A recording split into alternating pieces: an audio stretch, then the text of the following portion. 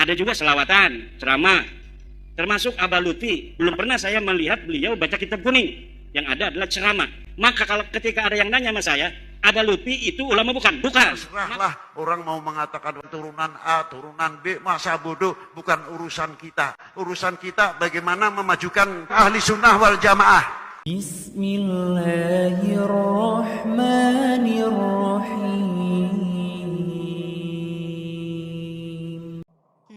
Assalamualaikum warahmatullahi wabarakatuh.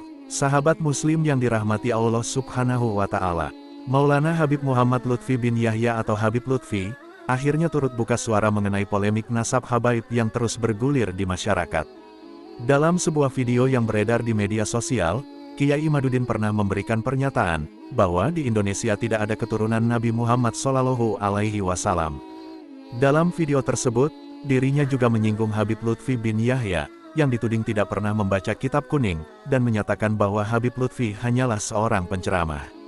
Termasuk Abah Lutfi tidak pernah membaca kitab kuning, yang ada hanya berceramah, kata Kiai Imaduddin Usman Al-Bantani dalam video yang beredar di media sosial. Ada juga selawatan, ceramah, termasuk Abah Lutfi. Belum pernah saya melihat beliau baca kitab kuning. Yang ada adalah ceramah. Maka kalau ketika ada yang nanya sama saya, Abah Lutfi itu ulama bukan? Bukan. Menanggapi hal tersebut, ulama sekaligus anggota Dewan Pertimbangan Presiden Republik Indonesia itu mengaku, tidak peduli dengan kelompok yang saat ini tengah membuat gaduh. Terserahlah orang mau mengatakan keturunan A, keturunan B, masa bodoh bukan urusan kita, kata Habib Lutfi seperti dikutip dari sebuah tayangan YouTube, hari Selasa, tanggal 25 Juni tahun 2024. Di depan ribuan jamaahnya, Ketua Majelis Sufi Dunia itu menghimbau masyarakat untuk mengabaikan urusan tersebut dan terus memajukan Islam Ahlus Sunnah wal Jamaah. Ia pun mengimbau masyarakat untuk tidak mudah terprovokasi dengan narasi nasab yang beredar. Terserahlah orang mau mengatakan turunan A, turunan B, masa bodoh, bukan urusan kita. Urusan kita bagaimana memajukan ahli sunnah wal jamaah. Jangan sampai kita mau tergoyang oleh hal-hal yang demikian. Setuju? Alhamdulillahirrabbilalamin. Dan perlu kita waspadai, jangan sampai ahli bait Nabi, para habaib, para ulama, kita terpecah belah. Seperti diketahui, perdebatan soal nasab habaib terus bergulir dan menjadi perhatian publik, terlebih masyarakat awam. Narasi tersebut awalnya beredar di media sosial, lalu viral sehingga mendapat respon dari berbagai pihak, bahkan ulama besar tanah air juga ikut angkat bicara terkait perdebatan tersebut. Tak sedikit kiai karismatik Indonesia yang bicara soal nasab habaib, dalam setiap kesempatan ceramah di hadapan para jamaahnya. Sahabat muslim yang dirahmati Allah subhanahu wa ta'ala. Lantas benarkah di Indonesia tidak ada habaib atau ulama keturunan dari Rasulullah Shallallahu Alaihi Wasallam? Dalam sebuah ceramahnya, Ustadz Adi Hidayat pernah menyampaikan silsilah dari Kiai Haji Ahmad Dahlan, yang tersambung dengan nasab Rasulullah Shallallahu Alaihi Wasallam. Bahkan video tersebut juga ditanggapi dengan baik oleh Ustadz Abdul Somad. Berikut penjelasan Ustadz Adi Hidayat mengenai silsilah Kiai Haji Ahmad Dahlan, dikutip dari channel Adi Hidayat Official. Kenapa Kiai Haji Hasyim Asy'ari mendirikan NU 31 Januari 1926? Karena merasa ketika Muhammadiyah sudah tampil 14 tahun sebelumnya, itu beliau melihat di NU itu nggak muncul-muncul ulamanya. Asy'ari dengan pendiri Muhammadiyah, Muhammad Darwish, itu satu keluarga, satu saudara yang sama, bahkan ngajinya sama-sama, itu di Semarang, di Kiai Haji Soleh Darat. Ya. Dia ada 3 orang, Muhammad Darwish, kemudian Hasyim Asy'ari, satu lagi itu kakek buyutnya Cak Nun, MH Ainun Najib.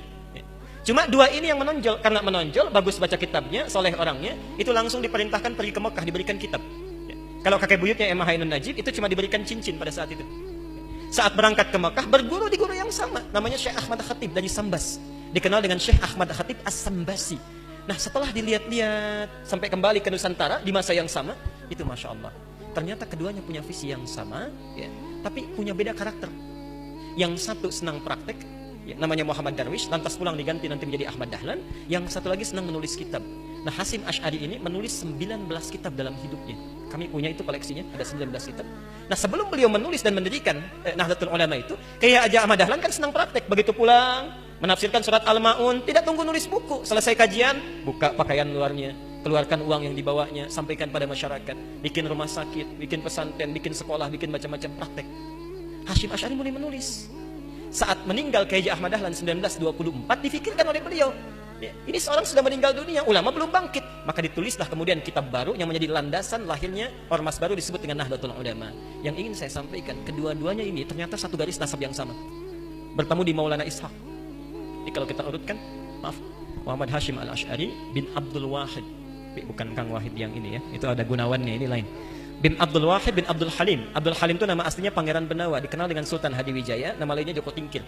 Bin Abdullah bin Abdul Fattah bin Abdurrahman. Abdurrahman ini anaknya Sunan Giri, bukan Giri yang ini tapi. Ya.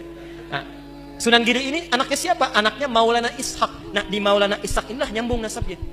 Kiai Haji Ahmad Dahlan bin Kiai Haji Abu Bakar bin Kiai Haji Sulaiman bin Kiai Murtado bin Demang Jurang Juru Kapindo bin Demang Jurang Juru Sapisan bin Kiai Gerbek bin Maulana Ishaq. Siapa Maulana Ishaq ini? Maulana Ishaq ini adalah anaknya Ahmad Jumadil Kubra. Ya, salah satu wali yang dari 9 yang datang dari Mesir, dari 9 wali itu. Ahmad Jumadil Kubra ini siapa? Ya, ini adalah salah satu wali yang punya 2 anak. Saya belum teruskan nasabnya. Anak pertamanya dibawa ke Nusantara, namanya Maulana Ishaq, melahirkan 2 ulama tadi. Anak keduanya lahir di Mesir, bernama Syarif Abdullah. Nah, nanti Syarif Abdullah inilah yang akan bertemu dengan salah satu anaknya Prabu Siliwangi. Ya. Prabu Siliwangi, Pamanah Rasa, menikah dengan Nyai Subang Larang, punya 3 anak. Anak pertama Walang Sungsang, lahir 1423. Anak keduanya Rara Santang, lahir 1426. Anak ketiganya Raja Sengara, lahir 1427.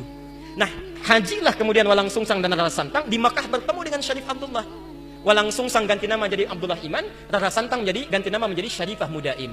Jatuh cinta Syarif Abdullah dengan Syarifah Mudaim, menikahlah, pulang ke Mesir, tinggal 20 tahun, melahirkan anak bernama Syarif Hidayatullah. Berguru pada Syekh Ibnu Athaillah As-Sakandari. Pulang, nengok kakek buyutnya, bertemu dengan Prabu Siliwangi. Saat itu tinggalnya ada di Lingkaran Jati, maka dikenallah dengan saat itu dengan nama Sunan Gunung Jati.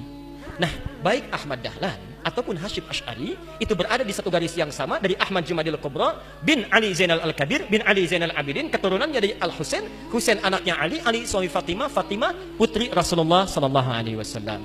Tapi sampai hari ini tidak pernah Ahmad Dahlan disebut dengan Habib. Tidak ada. Kayak Ahmad Dahlan. Yang penting sikapnya seperti Nabi, tuturnya seperti Nabi, pandangannya seperti Nabi. Kullum ri'im bima kasaba rahin, itu pilihan kita semua. Mudah-mudahan pertemuan hari ini kita menjadi baik seluruhnya. Semoga video ini bermanfaat bagi kita semua dan menambah tingkat keimanan kita kepada Allah Subhanahu wa Ta'ala. Wassalamualaikum warahmatullahi wabarakatuh.